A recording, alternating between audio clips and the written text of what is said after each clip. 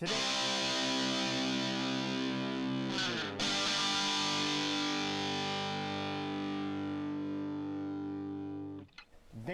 Now going over to the business blunder of the day, you have AT&T having a major leak.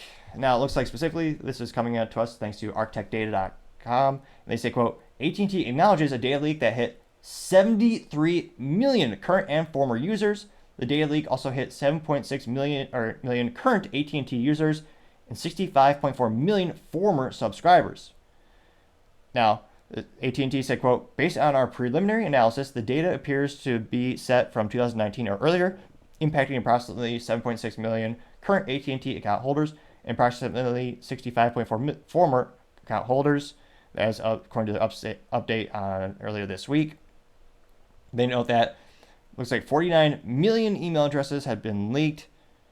It looks like specifically 73,481,539 lines of data, also containing the 49 million unique email addresses. Another file had, with decrypted social security numbers, had 43,789,217 lines.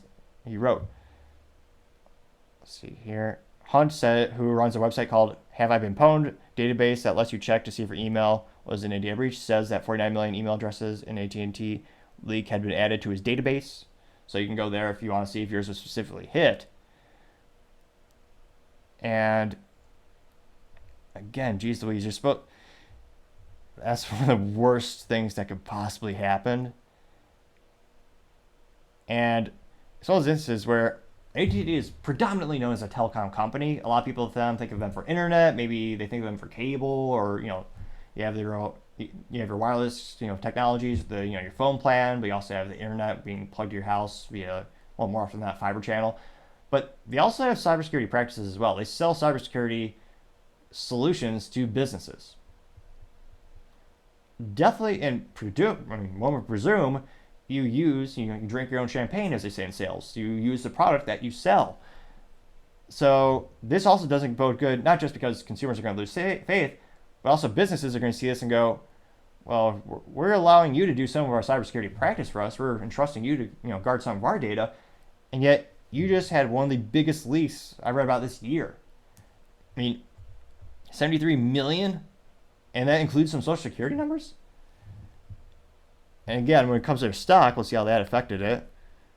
Now, thankfully, in terms of the shareholders, AT&T is kind of part of a trifecta, so I don't suspect the telecom companies will increase or decrease dramatically one way or the other. I mean, you basically have AT&T, you have Verizon, then you have T-Mobile, who previously actually bought out Sprint, and T-Mobile also recently, relatively speaking, bought out Mint Mobile, with that scheduled to, I believe, be fully integrated by Q4 this calendar year, which Mint Mobile is really only known for Ryan Reynolds, which he's a smart man. He's going to make hundreds of millions of dollars out of that transaction because, he's the face of the company. He did all their own marketing. It's brilliant. And in terms of actually sales and, specifically the stock, interestingly enough, basically had no impact on the stock.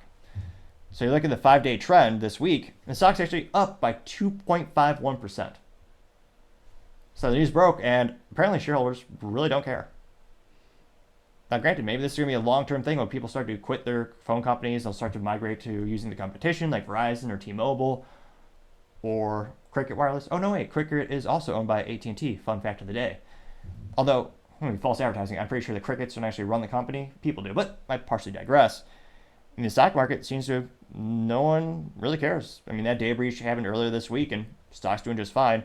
Now, that being said, I mean, the one-year trend is still down by 9.38%. The 5-year trend is still even worse, down by 28.2%. Now, granted, of course, the max stock is still good, being up 369%.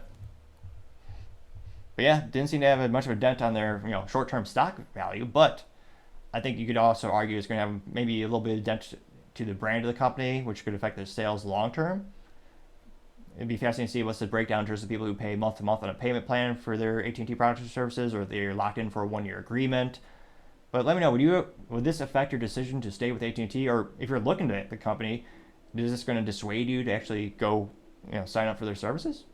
As always, be fascinating to hear what you have to say. But AT&T having a 70+ million users in their data leak, that certainly is the business blunder of the day. Thank you everyone for taking the time to tune in. Again, we're trying to get to 4,000 subscribers by the end of the month, so if you could click that button, I would greatly appreciate it. Also, leave me a thumbs up, thumbs down, or comment. It's a great way to give me some additional feedback, letting me know how I can make the show better and better. Lastly, don't forget to take the time to tell your family, tell your friends, tell your coworkers, heck, tell your enemies, tell anyone and everyone. Just stay safe and fight the good fight.